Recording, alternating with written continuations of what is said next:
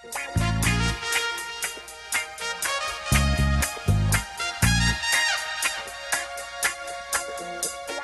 buenas tardes, bienvenidos a un nuevo Charlando en el Forestal. Hoy, como quinta vez, más o menos, porque más o menos te traemos como cada un libro por medio. Cada un libro, sí. Sí, pero nos saltamos uno de puro pesado. Sí.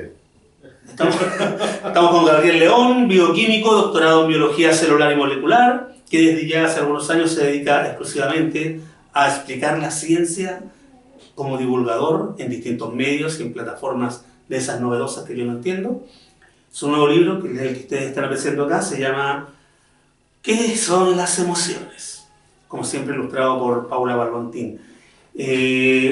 Gabriel, primero bienvenido, por supuesto. Muchas gracias. Un placer estar con ustedes acá. Sí, claro. Y la gente que agarrotó la librería para venir este día 11 de septiembre. Ustedes la van a ver otro día, pero esto es un día 11. ¿Qué diferencia hay entre emociones y sentimientos antes de partir? Qué linda pregunta. Definir emociones es súper difícil. Hay una cosa interesante cuando uno trata de estudiar cualquier fenómeno natural, y es tratar de definirlo.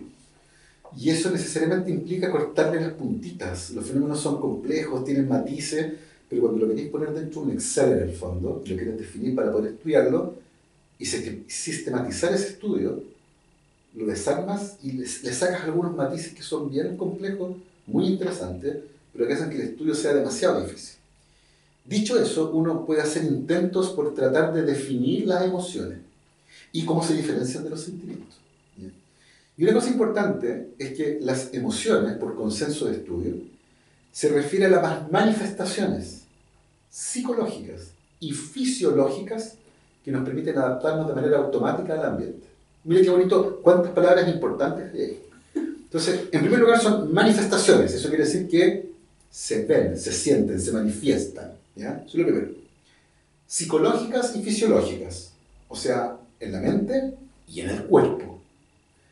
Automáticas, es decir, tú no piensas en la emoción que vas a tener. Tú dices, perdón, me tengo que poner triste. No, eso no pasa. O creo que me voy a poner... No, uno se pone nomás, ¿cierto? Es automático. Y lo interesante es que esa respuesta que tú tienes frente a un evento, esa respuesta que llamamos emoción, te permite adaptarte mejor al ambiente, es decir, tiene beneficios para nosotros como miembros de esta especie. Mira qué bonito y qué complejo el mundo de las emociones. Pero igual se ve súper fácil. Se ve como súper fácil desde acá. Pero de nuevo, tiene que ver con cómo la gente que estudia emociones ha tratado de definir este concepto complejo, cortando en estos cachitos que son más difíciles, justamente para poder tomarlo sin pincharte y decir, mira, esto es una emoción. Cumple con esto y esto, y lo estudiamos así, así, así. Y evidentemente eso tiene un rol funcional. Pero a pesar de eso, a pesar de que entendemos que le corta las puntitas, lo deja un poco más fácil de llevar, es una muy buena definición porque toma aquellos elementos que son más relevantes. Con la mayoría. La mayoría de los elementos más relevantes. Piensa, por ejemplo, en el miedo. El miedo es una emoción. ¿Sí? ¿Hay algo que te dé miedo? Sí, las arañas. Mira qué interesante. Las arañas te dan miedo. Yo creo que es lo único en la vida que me da miedo. Así. Porque tengo problemas para tener miedo. Aparte de mi condición. Hay un país donde la gente no le tiene miedo a las arañas. Mira qué interesante, un país entero. ¿Un país entero? Sí. Filipinas. A ver si se las comen esas de... Bueno, no es porque se las comen. ¿Jugaste una vez al correr el anillo? Sí, por supuesto. ¿Qué usabas para hacer el correr el anillo? Porque un anillo rara vez uno usó. Se usa piedra, cuescos de níspero. Sí. En Filipinas usan arañas. Vivas. Sí. Así obviamente no le van a tener miedo. Es un miedo culturalmente aprendido. Pero hay otras cosas a las que sí todos les tenemos miedo. Las guaguas, por ejemplo. Ruidos fuertes. Tú te paras al lado de una guagua y aplaudes, esa guagua va a llorar. Y probablemente te va a pegar un charchazo por despertar a la guagua. La oscuridad. En las caídas. Y es interesante porque... ¿Por qué miedo a eso? ¿Te imaginas lo que le pasaría a alguien que careciera completamente de la capacidad de sentir miedo? Su vida sería sería un peligro para la sociedad, para empezar. Y para él, porque se expondría a un montón de situaciones peligrosas. Por lo tanto, durante la historia evolutiva de nuestra especie, ¿qué crees que le pasó a la gente que tenía muy poco miedo? Que veía un cerro parado y decía, ah, lo voy a subir. Me imagino que se morían. Se murieron. Se salieron voluntariamente del pool genético de nuestra especie. Qué bonita forma de decirlo. Pero ahora, es una forma muy linda de decirlo, pero hay el otro extremo. ¿Te imaginas si todos los miembros de nuestra especie hubiesen sido extremadamente miedosos? No habríamos sobrevivido a nada. Estaríamos todavía en el corazón de África. Porque En la caverna. no habríamos salido de ahí. No. Entonces, ok, hay un balance. Y ese balance se determina solo debido a la interacción con el ambiente. Entonces, los que eran muy, muy arriesgados, los que no se arriesgaban nada, no salían y por lo tanto se reproducían menos.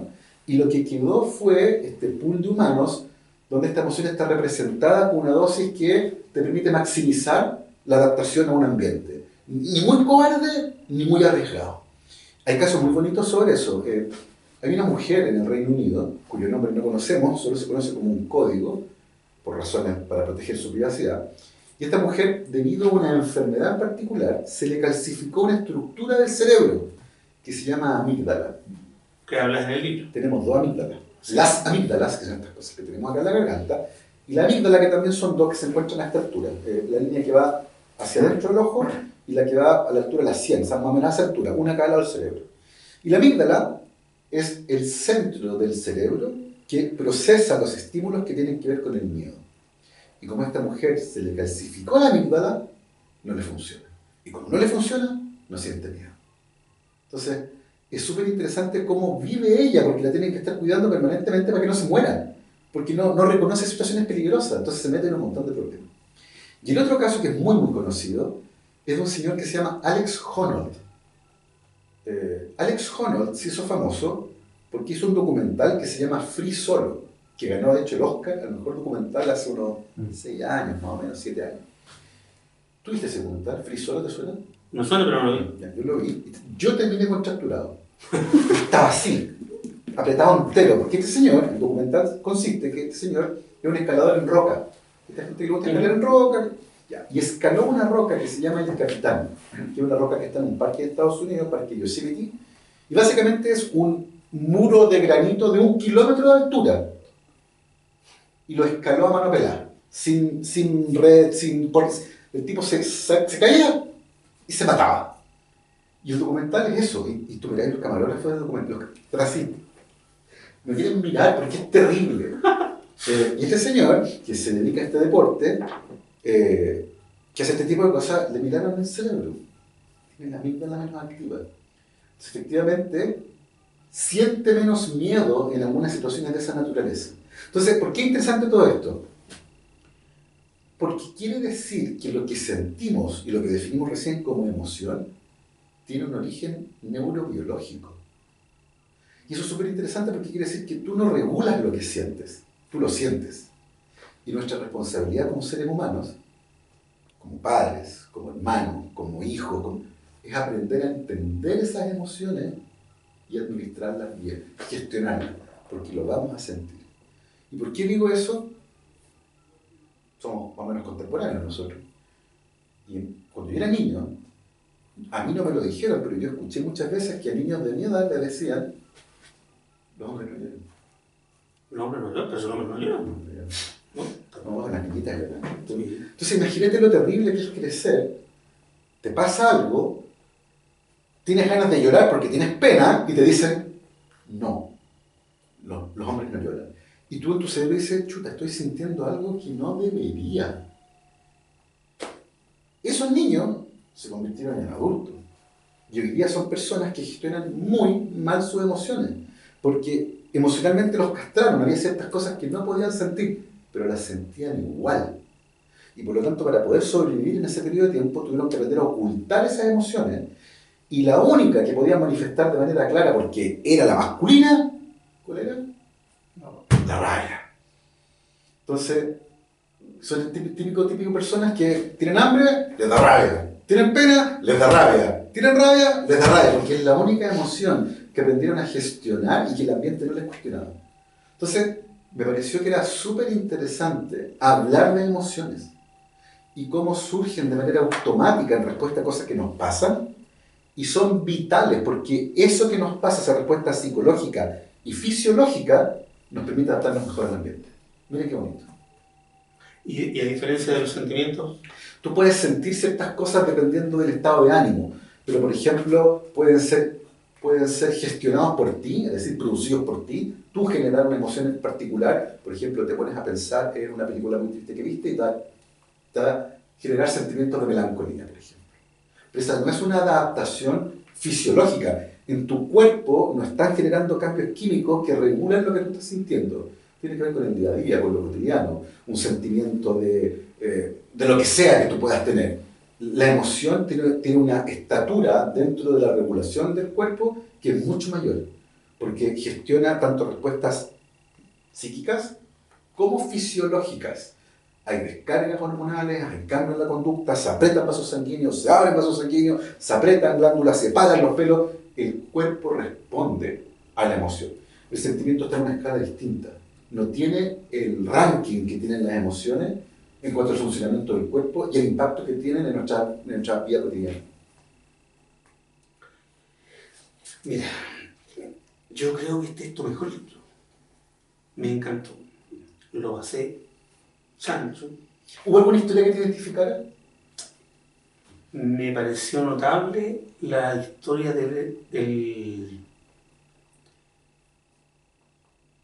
el llanto por alegría. Qué lindo eso.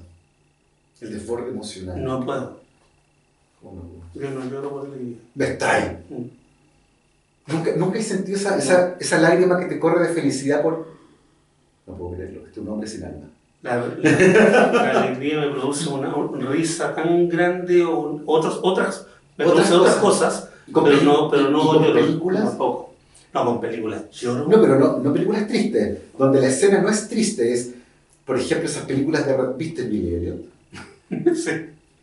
Yo veo Billy Elliot, yo lo siempre que veo Billy Elliot. Por supuesto que también, pero... Ya, pero tiene un llanto que también es como de emoción, ¿cachai? Porque no es una película triste al final. No, yo me refería a que no lloro de alegría.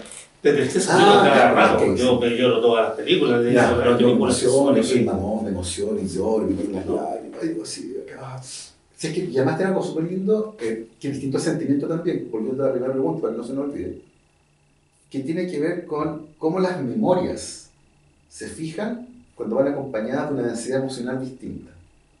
Entonces, habitualmente los recuerdos que tienen una emoción, rabia, tristeza, alegría, desagrado, intensamente completo, generan recuerdos más vívidos. Que una película. Generan recuerdos más vívidos. Entonces, todas las experiencias de la vida que son acompañadas por emociones, generan recuerdos que son mucho más vívidos. ¿Te acuerdas mejor del escenario, del clima, de la ropa, de lo que sentiste, evidentemente? Como que te transportan mejor. Y eso también es algo muy bonito que tienen las emociones. Te permiten generar un álbum de fotos de tu vida mucho más completo. Otra cosa que me llamó la atención del libro, que me dejó, caché que yo soy raro porque ando fijándome en cosas que tal vez no se fijan. Mencionas muy poco, pero a mí me quedó grabado, que todo este componente, como lo has dicho todo el rato ahora, tiene que ver como el funcionamiento de la sociedad. El hacer cosas, el estar en contacto con, el vivir en comunidad. Y uno que es viejo ve a la juventud y, claro, es distinta, ya tengo que aceptar que son distintos, que son otros tiempos, de todo. Pero veo cómo lo van a hacer para poder salvar ciertas cosas que no pueden hacerse si no es en comunidad. Los juegos grupales. Sí. Todo lo que implican, que tú podrías estar aquí en 2 charlas completas, sí, claro, explicando los beneficios de un juego grupal. Los jóvenes y los niños. Fíjate que ese es un punto súper interesante, que alguien podría decir, oye, qué amargado. Sí, claro. Porque y hay un punto que es súper interesante porque esas son experiencias que se aprenden.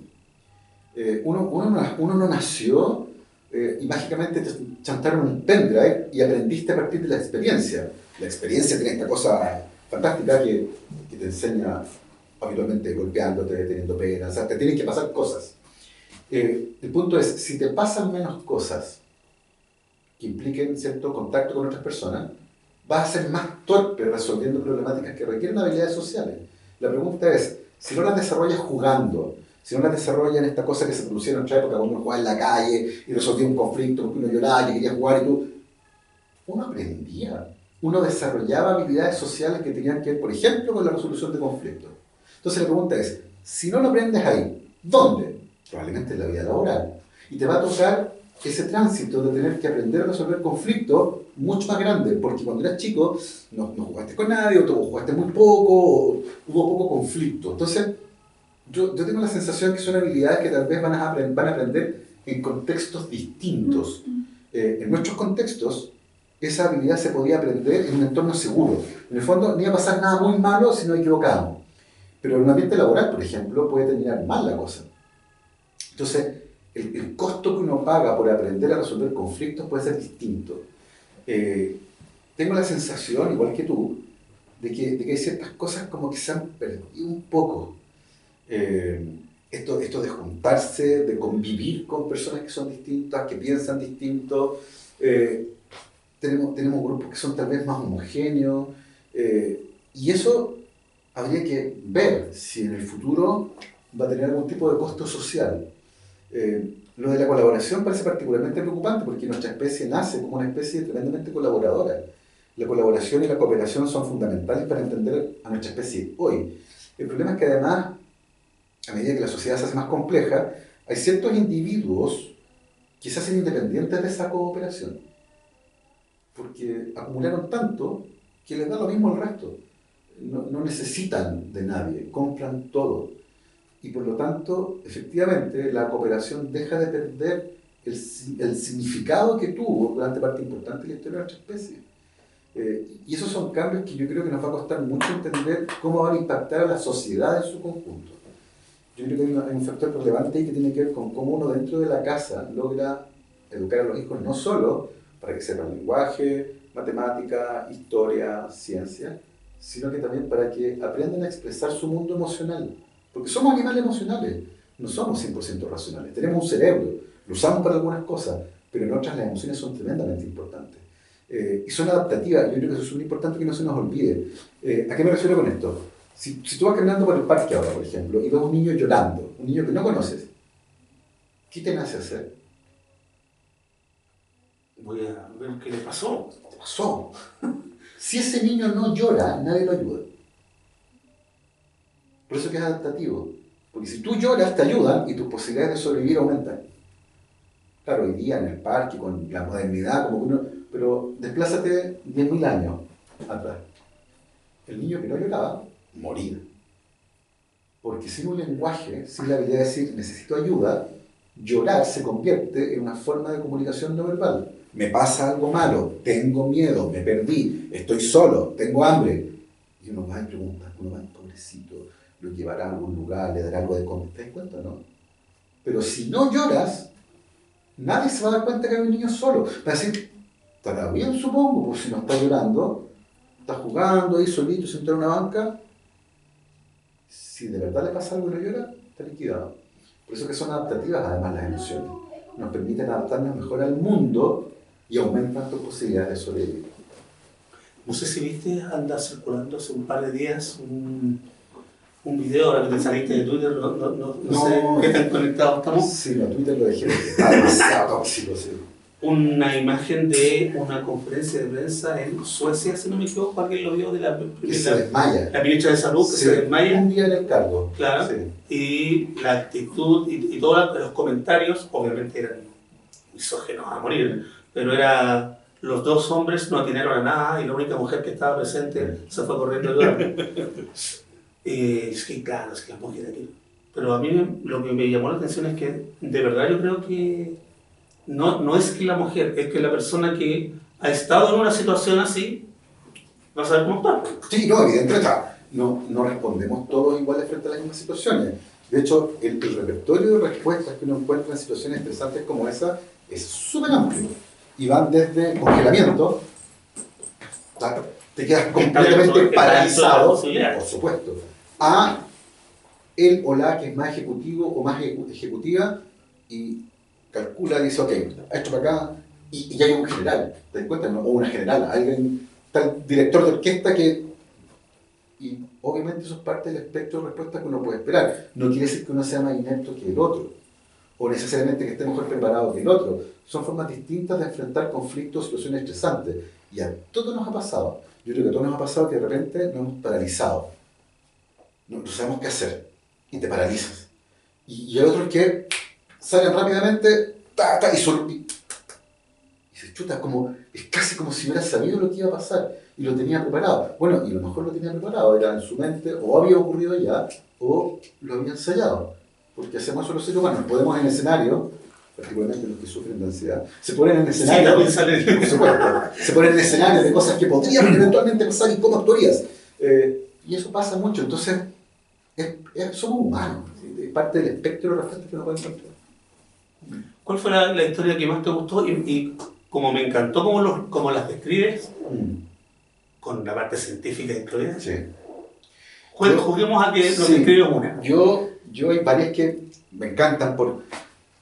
Muchas de ellas, hay que decirlo, están mucho mejor estudiadas desde el punto de vista biológico. O sea, entendemos mucho mejor la cadena de cosas que ocurren para que tú sientas lo que sientas. Hay otras que no se entienden tan bien porque son un poco más nuevas, porque hay una cosa interesante acá. Hay un set de emociones que son las fundamentales, intensamente. Pero hay otras cosas que también sentimos, que no son necesariamente parte de ese set, pero que hoy día son tremendamente comunes. Y personalmente, y me llega mucho, porque en mi entorno familiar ocurre, y a mí me ocurre, tiene que ver con mi batería social. Esta es una pega muy pública, yo hago muchas charlas, hago muchas actividades, y llega un momento en que lo único que quiero es como un chanchito de tierra, hacerme bolita y desaparecer. Y estar en mi casa viendo, no sé, alguna serie repetida de estas que veo, como The Office, así. Entonces, eso no quiere decir que yo odie a la gente, o que no me gusten mis amigos, o que no me guste ir de fiesta, o que no me guste salir. Me gusta.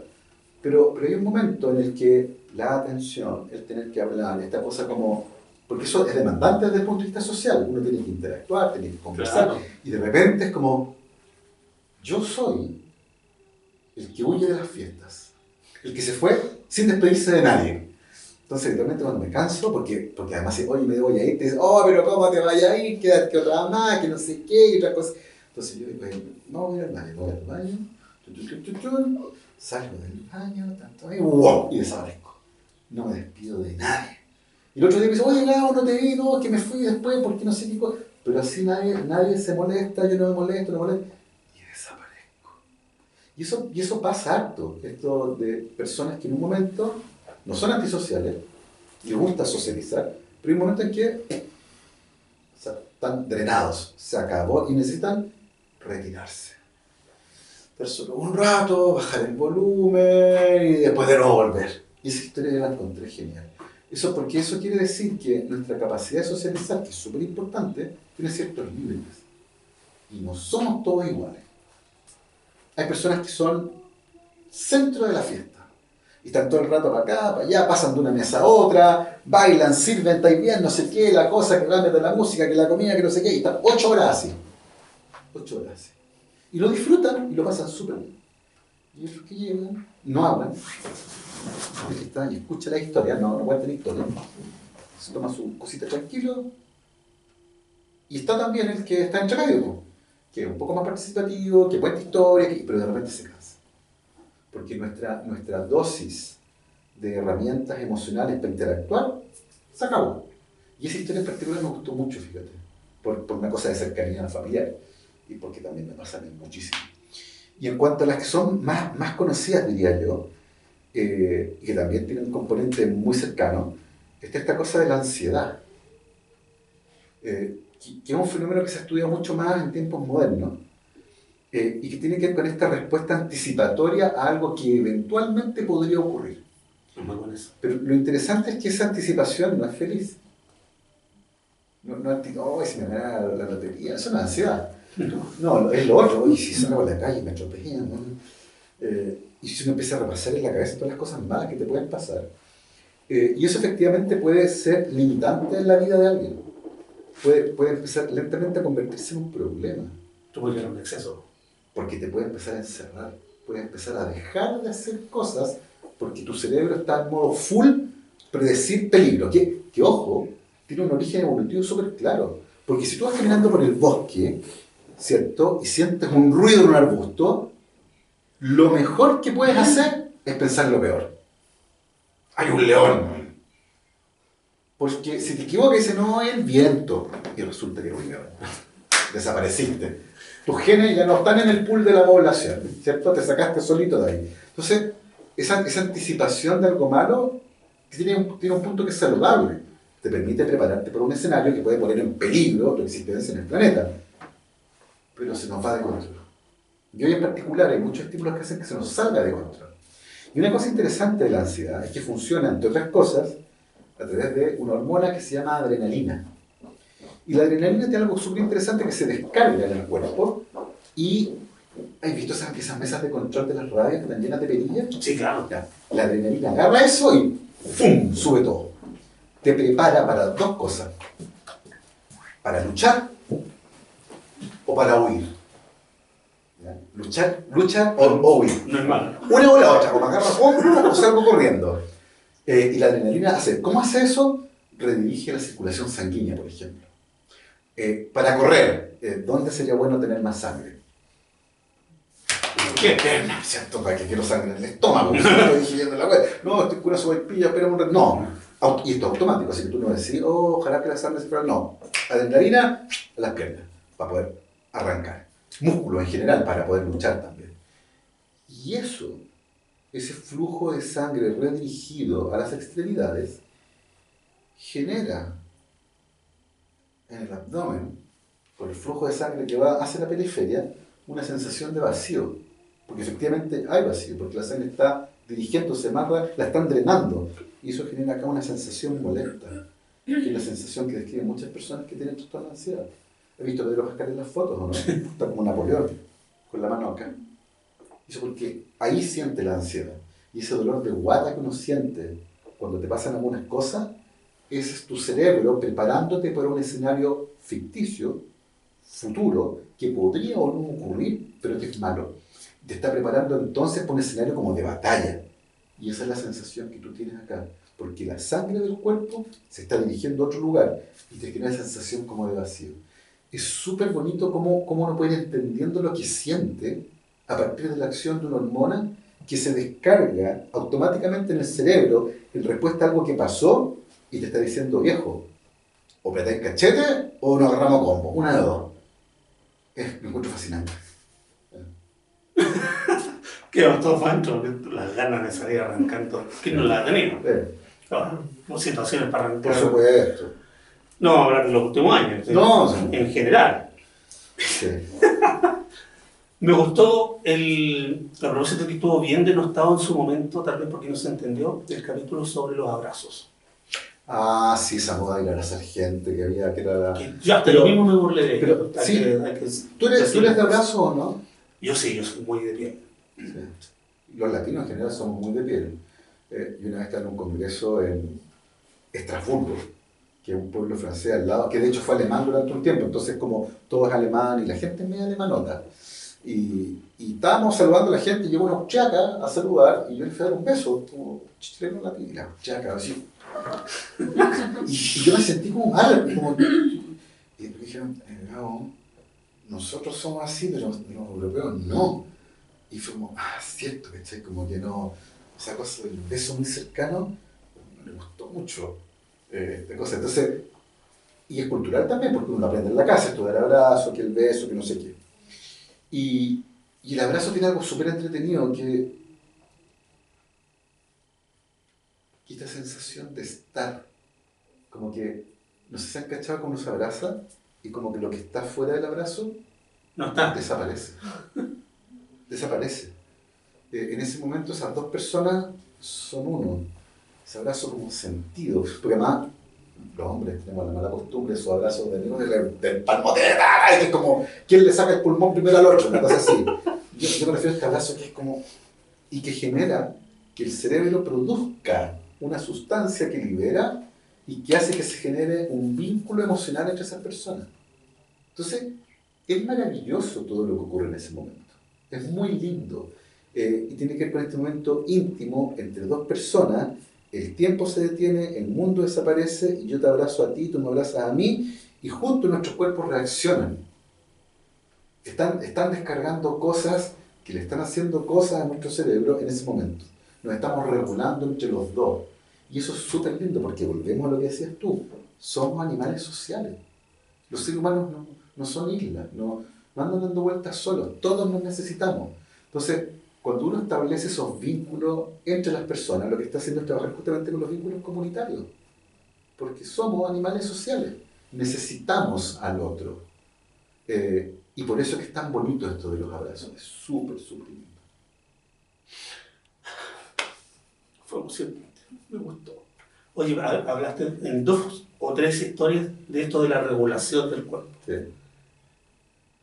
Cuando estamos desregulados, cuando tenemos algún problema psíquico, por ejemplo. Lo que pasa es que, de nuevo, yo creo que estamos en una época en que tenemos la tendencia a patologizar todo. ¿Ya? Lo que hablamos antes de comenzar, de hecho, esta transmisión, estamos hablando de la campana de Gauss, ¿cierto? Que se llama, de hecho, distribución normal. Entonces, como que dice, y uno confunde un poco lo normal con lo anormal. ¿Y qué significa realmente ser normal? La distribución normal se refiere sencillamente a la dispersión de datos. Y se tienden a agrupar cerca del centro, y los extremos, las mediciones muy, muy chiquititas o muy, muy grandes, son más escasas. Por ejemplo, si yo salgo acá al parque y empiezo a medir a la gente, o le digo, dígame su estatura, y empiezo a notar ya con Excel gigante y lo grafico, lo que voy a obtener es un gráfico así. La mayoría va a estar en el promedio, 1,70 m.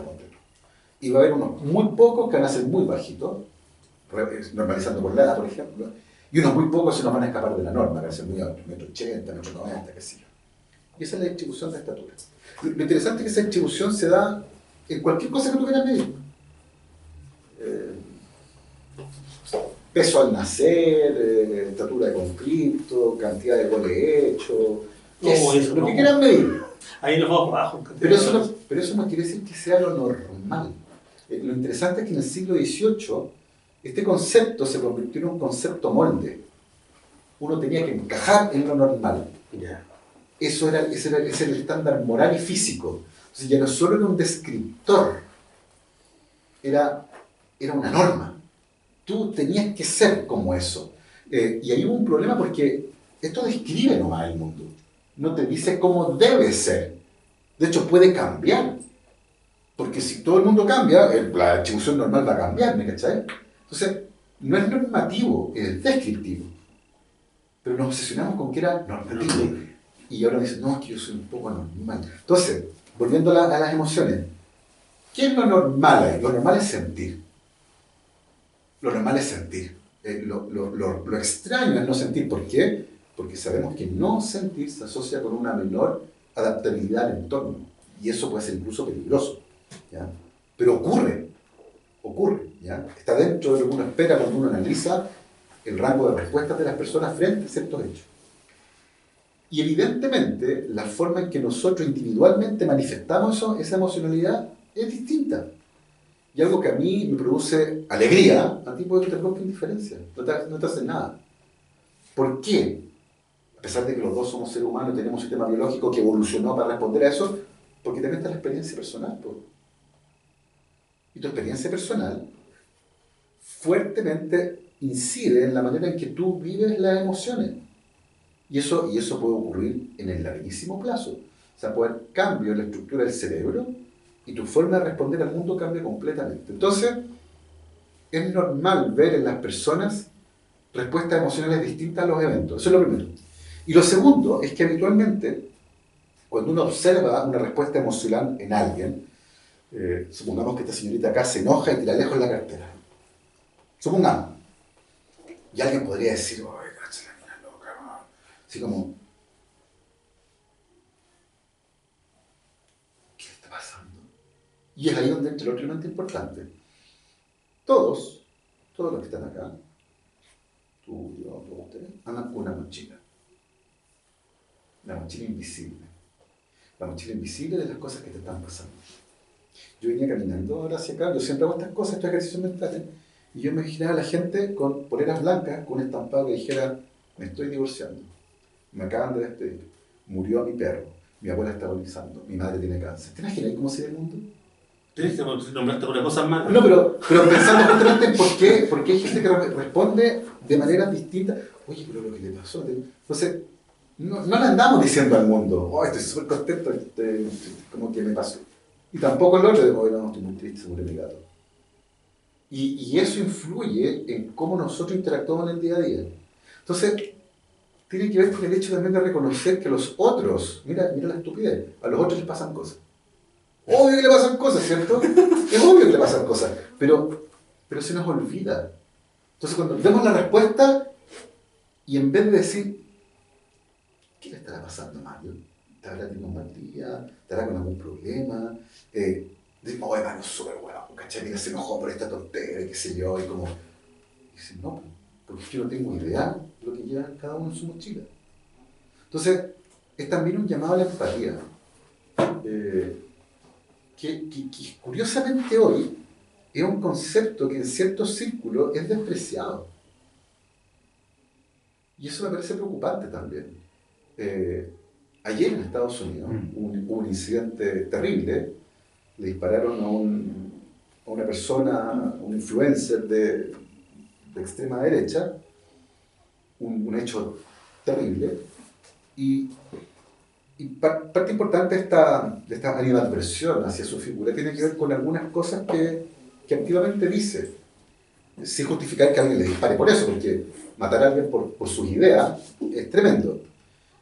Pero una de las cosas por las que aboga es porque la empatía es un concepto que no debería existir. Sí, era una de sus frases. Y yo decía, pero ¿por qué? ¿Por qué te puede llegar a molestar la empatía? ¿Por qué te puede llegar a molestar intentar entender lo que le pasa al otro? O sea, el nivel de individualismo, como que lo que me pasa a mí es lo único importante. Y todo el resto da lo mismo, ¿no? Yo ni siquiera me voy a esforzar por tratar de entender lo que te está pasando a ti. Y eso es una cosa, un egoísmo que lo encuentro brutal. Y tengo la sensación de que hoy, más que nunca, es tremendamente importante hablar de lo que nos pasa, entender lo que nos pasa, conversar de aquello, entender que muchas de nuestras respuestas tienen que ver con esos procesos que llevamos dentro. La procesión va por dentro. Y acordarnos que al resto también le pasan cosas. Entonces, cuando uno ve una reacción, a lo mejor hay algo más ahí, viene de otra parte, no es que A o B sea A o B, tal vez le está pasando algo. Y por eso también yo creo que es importante que hablemos un poquito más de las cosas que nos pasan. Un ejemplo más gráfico de eso es los comentarios que lamentablemente se suelen hacer, y mucho, cuando alguien se tira al medio. La horita que eligió. Claro, tú ves ahí una... La horita que eligió. Es la única que no se me ocurrió decir. Como, ¿qué nivel de distorsión hay ahí con respecto a las prioridades? Que cualquier otra cosa es más importante que alguien que llegó al límite de lo que podía soportar. Y que tú pienses, mira, va a llegar tarde. Es como, no puede ser lo que más me importa. La deshumanización, ¿cierto? Esta cosa como cadena de producción que va y cada uno tiene que cumplir con su papel. Es bien exasperante.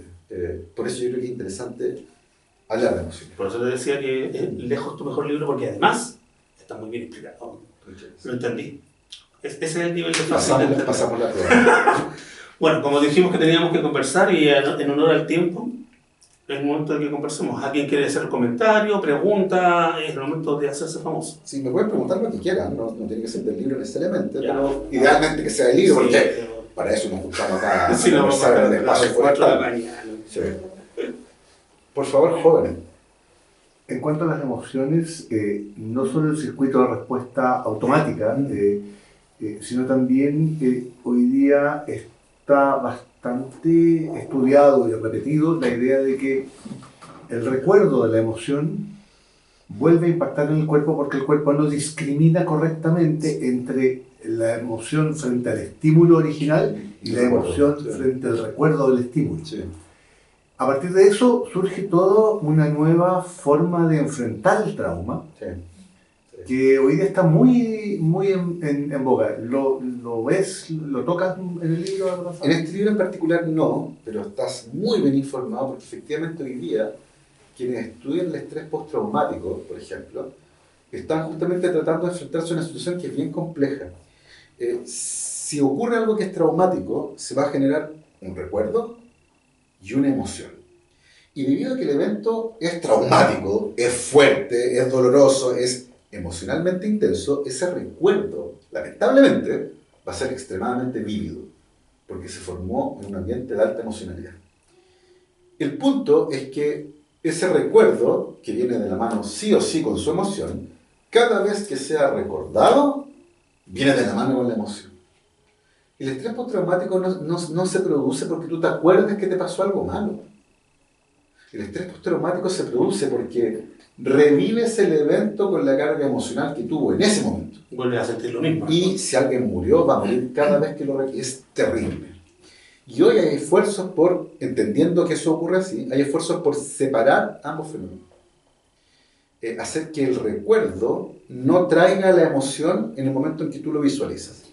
Y hay algunos tratamientos bien innovadores que se hacen con estimulación transcraneal. Se ponen bobinas fuera del cerebro, por encima del cráneo, acá en la piel, no es necesario hacer ningún tipo de cirugía, y se altera la forma en que ciertas zonas del cerebro funcionan.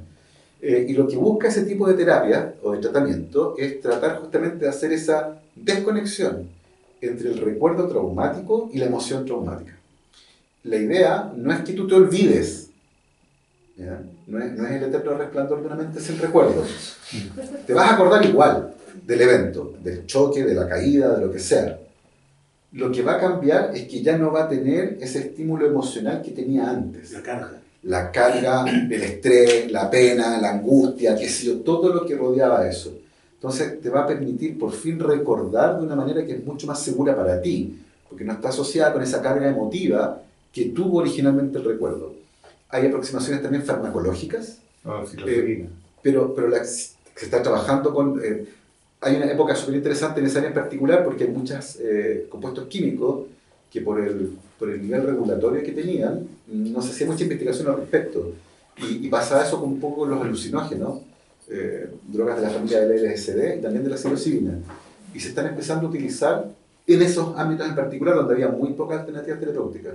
Entonces, algunas drogas y estimulación transcraneal que podrían conseguir, y eso está todavía en estudio, separar un poco el recuerdo de la carga emocional. Y lo que se busca no es que la persona olvide que le pasó algo malo, sino que lo recuerde sin que la emoción vuelva a estar en ese momento con la persona. Eso. Es difícil. No, tremendo. Señorita. ¿Cuáles serían, hay diferencia entre las emociones y los sentimientos? Por ejemplo, si la furia sería algo diferente a otros sentimientos. Muy buena pregunta.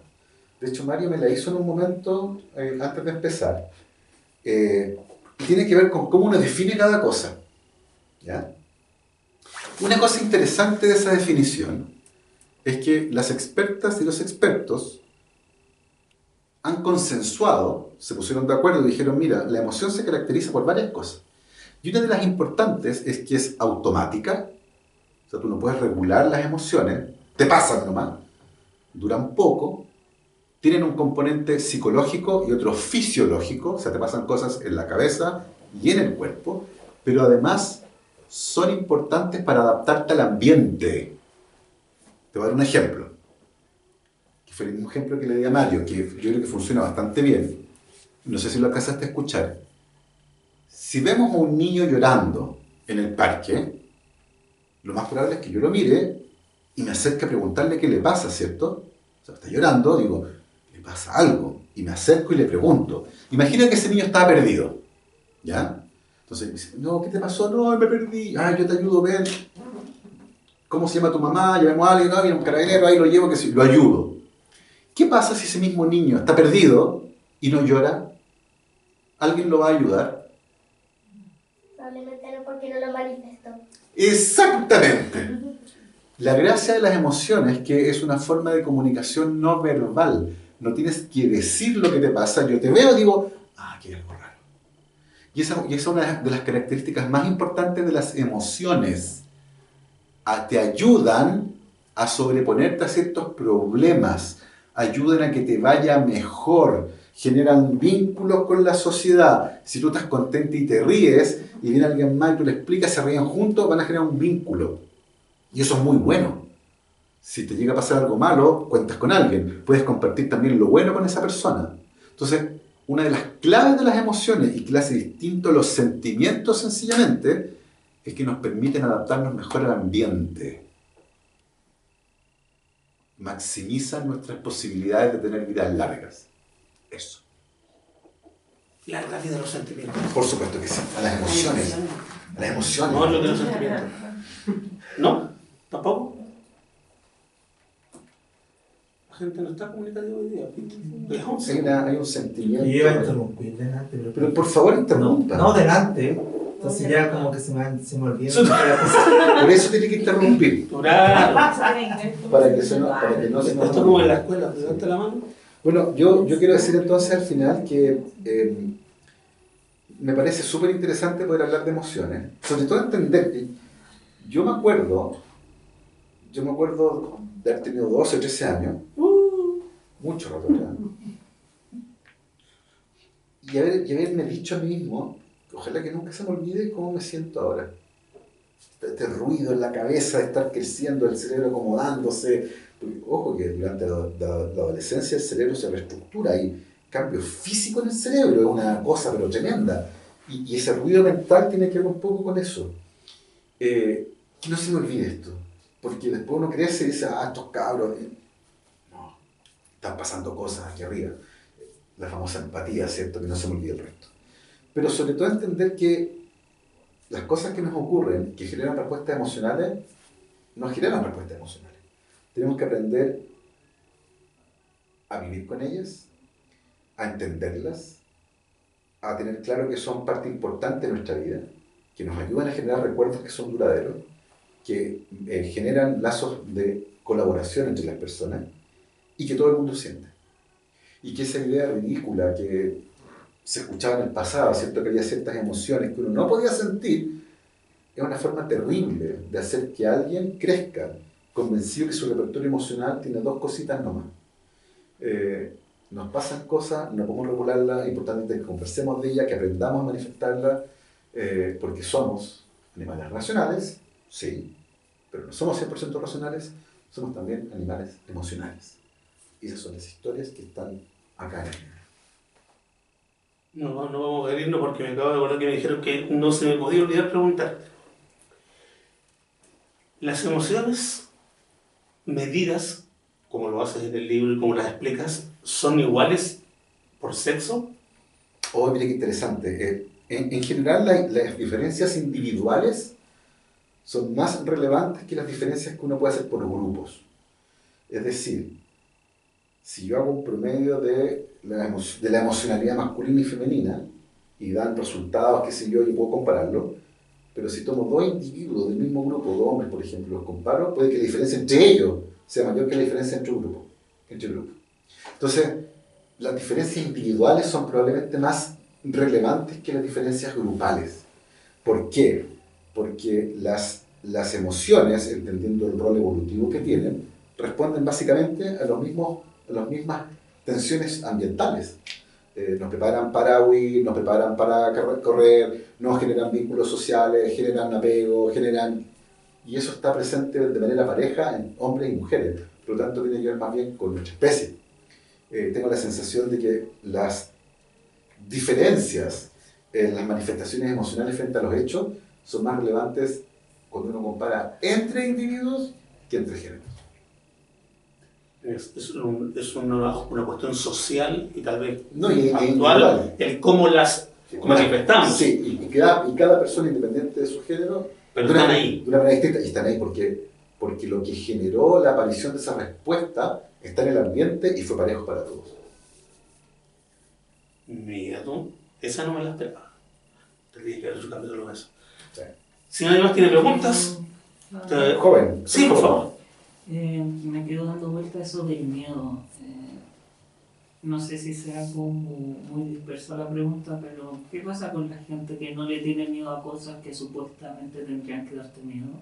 Se han hecho estudios al respecto y se ha descubierto que en general esas personas viven menos. Ya. Eso quiere decir que la ausencia de miedo hace que se expongan a situaciones riesgosas que muchas veces acaban con sus vidas. Saltar en paracaídas, andar en moto muy rápido, andar en moto de nuevo. O sea, andar en moto es una cosa tremenda, en la que tú te posicionas como la carrocería de tu vehículo. Entonces, el riesgo de un accidente fatal es enorme.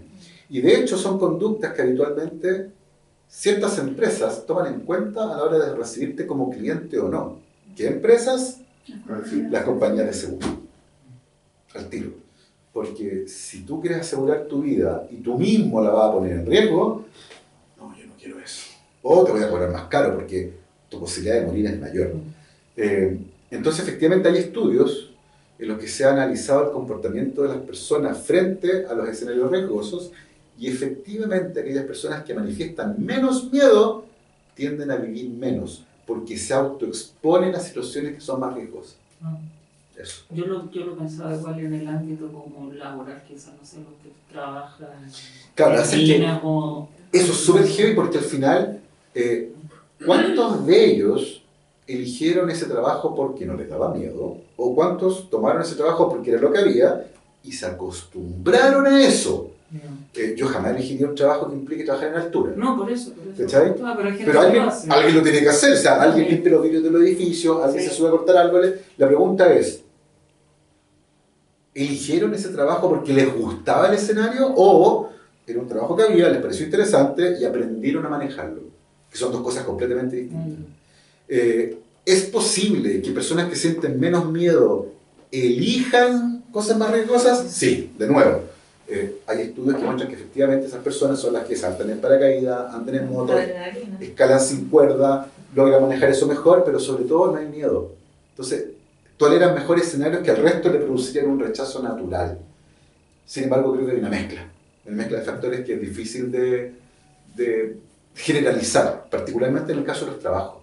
Porque recordemos que una cosa que tiene, porque a ver, yo para vivir no necesito subir un cerro, pero para vivir necesito trabajar. Entonces ahí tiene un factor que igual cambia la manera en que tú te relacionas con un trabajo en altura versus subir una roca por diversión. Porque no tienes que subirla. Tu alimento futuro no depende de eso, a diferencia de tu trabajo que sí depende de eso. Entonces son factores que hay que considerar también. Una consulta, ¿qué sería el otro extremo como la persona muy miedosa y que No casi sale. a veces no hace No nada? sale. Eso mismo. Porque acuérdate siempre que acá estamos pensando un poco en términos evolutivos. El requisito número 1 para variarse es salir. Claro. Conocer pareja, conocer a alguien. Si estás encerrada, eso no va a ocurrir. Y esos genes van a desaparecer de la población de nuevo. No vas a descubrir cosas nuevas, vas a tener una vida muy, muy pequeñita, no te vas a alejar mucho de tu casa, no te vas a cambiar de trabajo, vas a aguantar probablemente un poco más los malos tratos. Efectivamente podría tener también efectos negativos. Esto del miedo extremo, que se asocia mucho con la ansiedad, particularmente cuando son escenarios ficticios. Pero efectivamente, alguien que está en el otro extremo, probablemente va a tener un círculo muy, muy chiquitito, no va a probar nada nuevo, va a tener terror de preguntarle a quién se quiere salir con él o con ella. Eso deriva entonces de ansiedad. Lo que pasa es que hoy los trastornos de ansiedad tienen que ver con eso. Miedo presente, pero no algo real. No hay un león ahí. No hay algo real. Es un miedo fabricado, es algo fabricado por tu cabeza. Por tu mente. Tú generas escenarios que te generan miedo, pero no existen. Entonces, no, ¿qué pasa si? Y eso es muy común. Lo que pasa es que uno aprende a manejarlo. ¿Qué pasa cuando se sale de control? Ahí tenía un problema que es más complejo, porque uno podría decir, ¿y en qué momento es patológico? Una cosa así. Cuando empieza a interferir con tu vida. Por ejemplo, tener que renunciar a tu trabajo porque también salir a la calle, porque te puede pasar algo. Ahí hay un problema. Eso. ¿Es tratable? Sí, no, de hecho, hay tratamientos muy buenos para la ansiedad. Psicoterapia, farmacológico, pero requiere trabajo, requiere tiempo y requiere plata. Entonces no todo el mundo tiene acceso. ¿La salud, cara, dices tú? Parece que sí. Vamos a preguntarle a muchos analistas. Entonces, particularmente la salud mental. Entonces, tiene esas complejidades. Yo iba a preguntar, relacionado con lo que estaba hablando acá, Joel, de las personas que buscan el riesgo, Sí, sí. tienen mucha relación con los bipolares, el tema químico, biológico, A ver, y que también se relaciona que viven menos, 15 años menos de medio. sí, hay una cosa bien interesante ahí que tiene que ver con cómo la química del cerebro regula la conducta. ¿Ya? Cuando uno lo piensa de manera bien fría, la conducta humana es el resultado de electricidad pasando por una bolsa de 2 kilos de grasa, que es el cerebro, básicamente. Que es bien asombroso, porque al final somos eso, la conducta humana es eso, la respuesta del cerebro al ambiente con neurotransmisores, qué sé yo, y descarga eléctrica. Y efectivamente hay componentes súper interesantes que tienen que ver con la necesidad de sentir ciertas cosas. Tú mencionaste la adrenalina recién, ¿cierto? Y efectivamente se pueden producir escenarios en los que las cargas de adrenalina requieren ser recurrentes. Las necesitas para sentir estímulos que te ayudan a llevar tu vida de manera normal.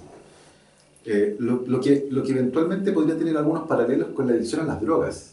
La adicción a las drogas pasa algo parecido. Se producen ciertos productos o se los das desde afuera al cerebro y eso hace que el cerebro diga, hay más de esto, voy a poner más orejas para escuchar esta señal. Y después llega lo mismo y el cerebro dice, no, pero ya tengo más orejas, dame más. Y llega más. Y el cerebro pone más orejas. Y después de nuevo, y se produce esta cosa de tolerancia.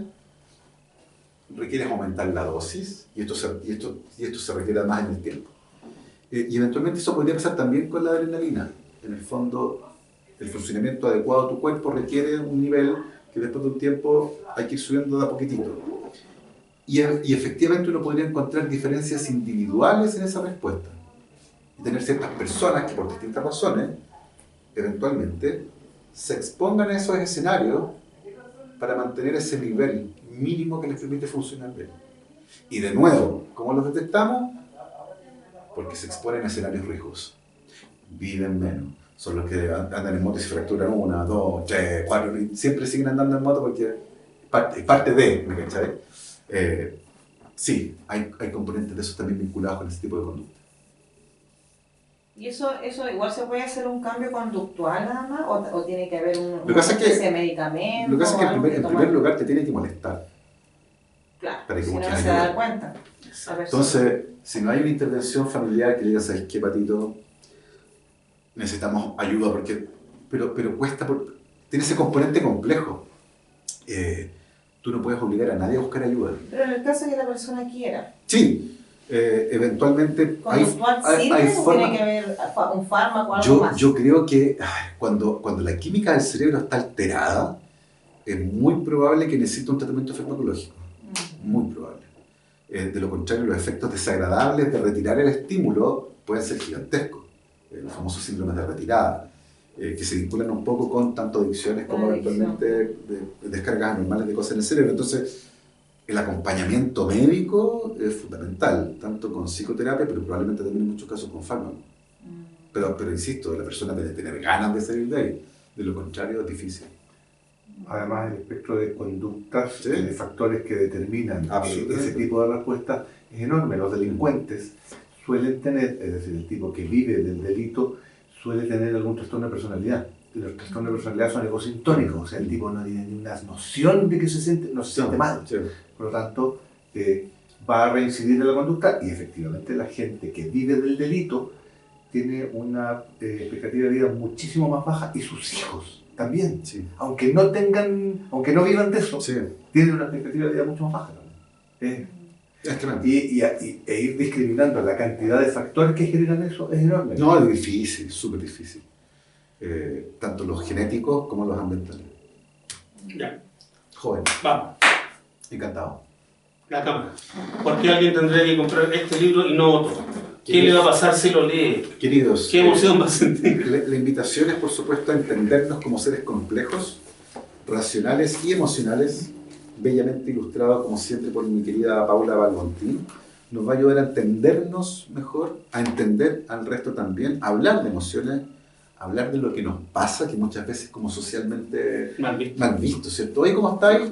Mal. Oh, como que me ensartó con una conversación de... Pero si para eso preguntamos, si la idea es que nos interesen los otros. Me parece súper bonito e interesante eso, volver a interesarnos por los otros, por lo que nos pasa y sobre todo entender de dónde viene. Yo creo que cuando uno entiende de dónde viene, te ayuda a sentirte un poco mejor. En el fondo, no soy raro, es algo que nos pasa. Así que por eso deberían leerlo. Estupendo. Ya lo saben, en Quevedo Forestal, por supuesto que son las emociones. Y si están fuera de Santiago, Espacio Forestal con el despacho a todo Chile. Gabriel, como siempre, ha sido más didáctico que placentero. No, mentira. Placenterísimo. Absolutamente placentero y didáctico a la vez. Un placer, joven. Placentero. Que estén Un muy bien. aplauso para él. Nos vemos en el próximo programa.